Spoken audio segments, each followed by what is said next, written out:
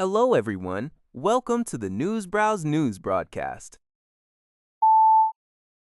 6 years after the implementation of the Hong Kong national security law, China's state media outlet CCTV reported that 394 individuals have been arrested on charges of endangering national security as of early April 2026. According to the report cited by Liberty Times, 208 people have been prosecuted and 180 have been convicted, including notable figures such as Next Digital founder Jimmy Lai. The report emphasized that under the guidance of the national security law, Hong Kong has continuously improved its legal system regarding national security. The report specifically mentioned the enactment of Article 23 of the Basic Law, the Safeguarding National Security Ordinance, which was promulgated in March 2024 to further define criminal offenses and penalties. Additionally, the report highlighted subsequent legislative efforts, including subsidiary regulations to ensure the Office for Safeguarding National Security operates effectively, and recent amendments to the implementation rules of Article 43 of the National Security Law in March 2026.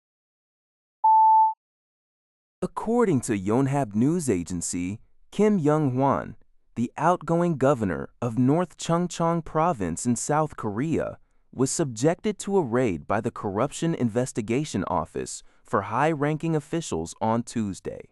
The search operation targeted the governor's office and several other locations following allegations that Kim accepted significant bribes. Investigators suspect that Kim received billions of won in both cash and gifts from a local businessman in return for providing administrative favors, including the facilitation of business permits.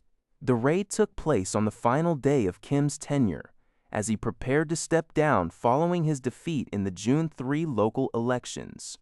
His successor, Shin Yong-han of the Democratic Party, is scheduled to begin his 4-year term on Wednesday.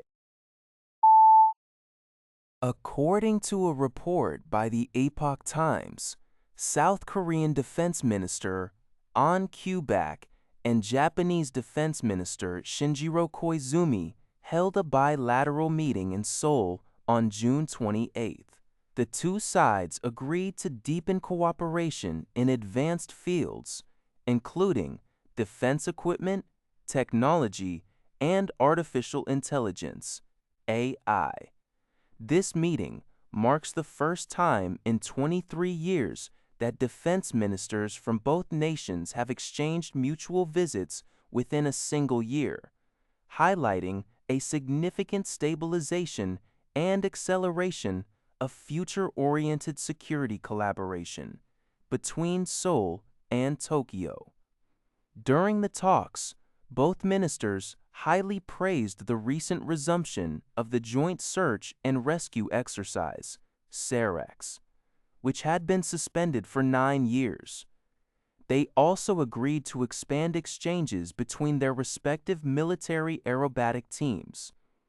Addressing regional security, the ministers discussed North Korea's nuclear and missile threats, its growing military cooperation with Russia, and the recent joint Sino-Russian military flights near Japan. Both leaders reaffirmed their commitment to the complete denuclearization of the Korean Peninsula and emphasized the importance of bilateral and U.S.-Japan-South Korea trilateral coordination to maintain regional peace.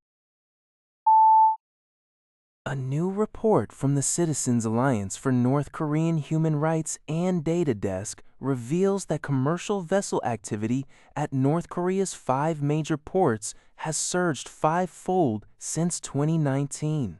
According to Yonhap News Agency, recorded vessel movements climbed to 3,756 cases last year, compared to 783 in 2019. With the port of Nampo experiencing the most significant increase. The researchers utilized satellite imagery and AIS data to track these vessels, noting that a large percentage of ships frequently disabled their location signals to evade detection. The report argues that this sharp increase points to a rise in illicit coal trading, which has been banned by the United Nations since 2017. Analysts attribute this shift to the collapse of UN monitoring of sanctions violations and strengthened cooperation between Pyongyang, Beijing, and Moscow. Furthermore, recent calls by North Korean leader Kim Jong-un to modernize the coal industry suggest that the country intends to expand its operations despite global pressure. That's all for this video. Thank you for watching. See you in the next video.